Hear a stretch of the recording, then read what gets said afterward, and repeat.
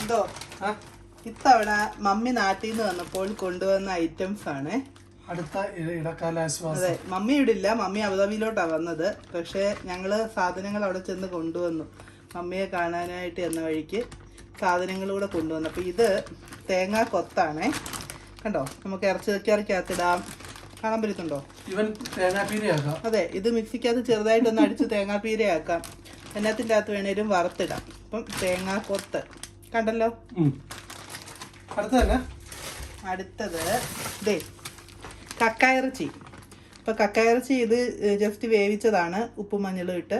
ഇനി നമുക്ക് ബാക്കി ഐറ്റംസ് ഒക്കെ ഇട്ട് ഇഞ്ചിയും വെളുത്തുള്ളിയും ഒക്കെ ഇട്ട് വാട്ടിയെടുക്കണം. വാട്ടിയോ വഴറ്റിയോ ഒക്കെ എടുക്കണം. അങ്ങനെ നമുക്ക് ഒലത്തി എടുക്കണം. ഇതിപ്പോ ഫ്രോസ് ചെയ്ത് ഫ്രീസറിൽ നിന്ന് ഇങ്ങോട്ട് എടുത്തോണ്ട് വന്നതേ ഉള്ളേ. കുക്ക് ചെയ്ത് എടുക്കണം.